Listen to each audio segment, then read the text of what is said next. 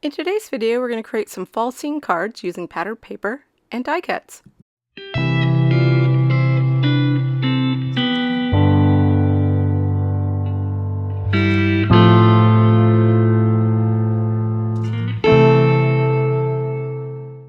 Hi, I'm Stacy. Welcome to my channel. I hope you enjoy and are inspired to create. First, we're going to go over the supplies and then we'll get into the card making. This is a fall paper pad from Park Lane. It was from Joann's. Just use whatever fall paper you have in your stash. We are Memory Keepers nesting circle dies. If you have circle dies, nesting circle dies, use them. Any of them will work. Lawn Fawn Meadow border dies. I've got some stitch circle dies. We have Lawn Fawn Acorn House. This is a die set. Super cute. Next up we have Lawn Fawn Stitched Leaves. Then we have Lawn Fawn Stitch Rectangles. Then we have Hero Arts. It's a wood grain fancy die. It's an A2 size die, and it just makes wood grain.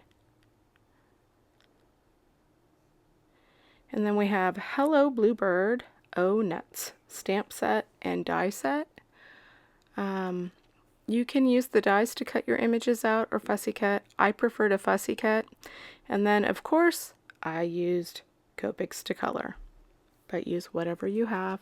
I'm going to go ahead and stamp this out on some Express-It blending cardstock with Memento Tuxedo black ink. Make sure you use whatever color medium you're using. Make sure you use the right cardstock and ink that is compatible with that. I'm going to go ahead and post this for Saturday Morning Makes. Saturday Morning Makes was created and is hosted by Jill Norwood. Hi Jill, if you're watching. This is an open collaboration that's welcome to anyone. All you have to use is the hashtag satmornmakes. You can post it wherever you post your makes. It doesn't have to be a video, and it doesn't have to be paper crafting, and it doesn't have to be on Saturdays. I'll leave all the information down in the description below, along with a link to Jill's channel. So, of course, I'm going to Copic color. I'm going to go ahead and color these little squirrels up, and I don't color all of them on camera, but I do color the different colorways of them because there's 2 different colorways. And I'm working from my darkest to my lightest. And these images are pretty small. You really could probably just color with 1 or 2 colors, but I had to make it difficult because I wanted their bellies to kind of be lighter. And I just like the dimension that the coloring gives you and the different shades, but you really could do this with just 2 or 3 colors and not do the belly a separate color, because there's no, if you look, there's no line on underneath the face there, the head, where that goes down into the belly. And that kind of makes it a little more challenging, which I correct a bit or do a little bit different in the next set, the next colorways of squirrels that I show you. And then I like to work from dark to light and then back. And I prefer to do this because I feel like I get a better blend. You could work from dark to light and stop, or you go back, or you can work from light to dark and then go back. However you want. You could put little pink cheeks on these squirrels. That would be really cute, and make the innards of the ear, like the inside of the ear, pink. These could even be made into little skunks. If you added the right shading, you can make them chipmunks. They don't have to be squirrels, right? It can be whatever little critter you want. It would be really easy to turn into a skunk. And you could even do these black. You could do them whatever color, black, gray, a red color, a tan color, which I think I do a more tan color. And you could do it albino. When my son was little and he was in preschool, they had like 2 albino squirrels that would run around the school, and it was on top of the brick fence. And I didn't know what it was at first, and I'd never seen an albino squirrel before. I guess they're pretty rare, and they had 2, and they weren't pets. They were just there in the area. They were really neat. So if you get a chance, look them up, because if you haven't seen them before, they're just really cool looking. And then I only used a couple of colors for this. I think there was 3 total in that whole acorn. And then really this pine cone, I could have done with probably 2 colors. I did want some depth, so you could do it in 1 color, but I did 3. And when I colored them up later, I shaded like this. And then when I did the 3rd color, I just colored all over it because I was going to fussy cut it, so it didn't matter if I went outside the lines, and it made things easier. Here's where I come in and I'm doing this other color wave. It's a more tan color than red, or more beigey. In that E53, I had to get I had re-inked it, but the ink had dried up, started to dry up on that marker. So I don't know if you ever, if you work with Copics, you know that they get kind of sticky when they dry up. And I refilled it, and it worked okay, but I realized that I had a brand new one sitting up that I'd got at Joann's on clearance for like $2. So I did that, and I have multiples up in my shelf, like a shelf full of extras. And I like having them because this does happen once in a while with Copics. I know it happens with alcohol markers, period. But I know like my newer Copics dry out or have that problem more than my old ones. So I don't know what changed. But that's why that was like that. And here's how I'm coloring up this other little color wave. Isn't it cute? It's kind of like a grayish brown in there, the way that one e-color changed it. And then I pre-cut all these pieces from this die set out of colored cardstock, and then I'm going in with Copics to shade it. You don't need to do this. You can do this with ink if you wanted to, but I felt like those squirrels had quite a bit of detail, and so did the acorns and the pine cones, that I felt like these houses needed a bit more. And ink may have done it, but I already had all my Copics out for coloring. I already had all my markers out, so I just used them. So use whatever you want, or don't even do this at all. You could just paper piece it together and it would be great. Especially if you didn't go so heavy on the shading. Maybe you kept it more simple, then you wouldn't need to do this either. And then I'm just going in to where all those stitch marks are for the hatches on the top of the acorn there, and I want to add a little bit of depth. And anytime you color on colored cardstock, it's always going to look darker than what it's really going to end up in the end, because right now it's wet not only with the pigment, but it's wet with that alcohol ink. So once the alcohol evaporates, of course it's going to dry and it's going to become lighter. What I did was I had scratch paper from where I die cut these out of, and I tested out my colors on that prior to bringing it to my project. So I suggest you do that if you don't already have that. Some people have color swatches on different colored cardstock. You could do that. I don't typically do that unless it's like a craft cardstock that I'm going to color on with my markers, or have a color chart on it with my colored pencils, because I like to color pencils on craft. So but you could do it that way too. Whatever works for you. And before I moved on to my next portion of the project, I made sure to take some rubbing alcohol and cleaned up the glass mat. And you'll see that the glass mat's clean in the next scene. And I'm going ahead and adding some shading to the doors and the steps. The steps I ended up covering up for the most part, so you wouldn't have to do that if you're going to make the card like I have.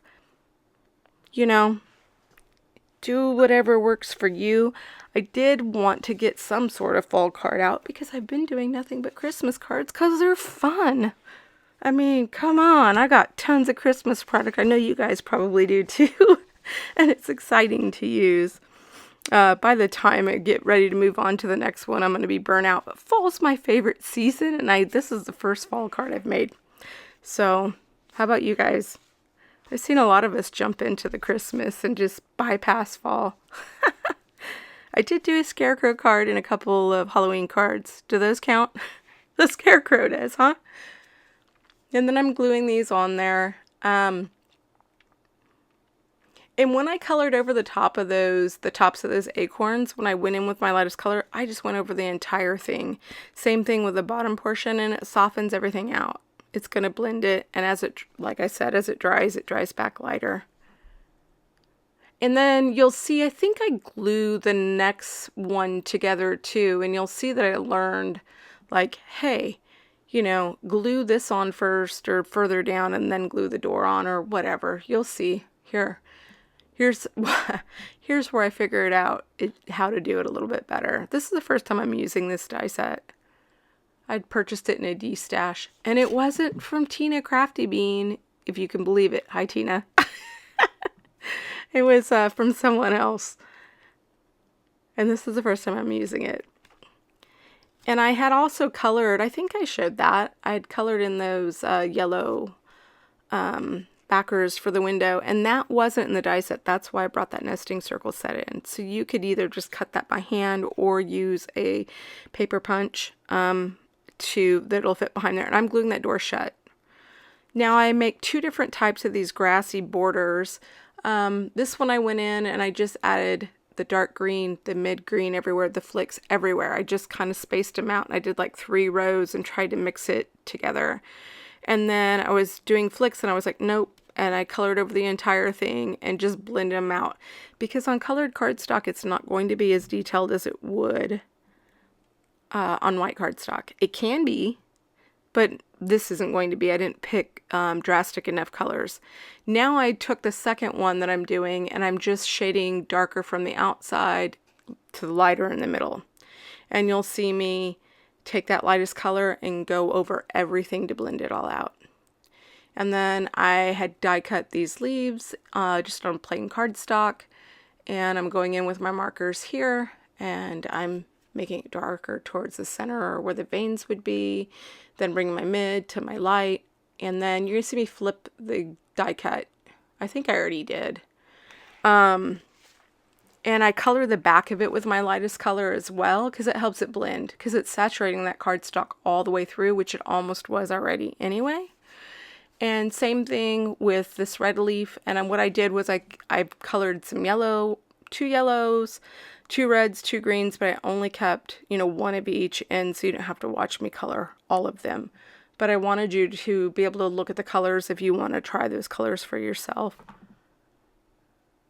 And I am doing this at, it's like 11 o'clock my time, Friday night, trying to get this done so I can upload it for tomorrow. I don't know if you guys noticed that I have been posting every Wednesday and Saturday, like clockwork, for I think like 3 weeks now.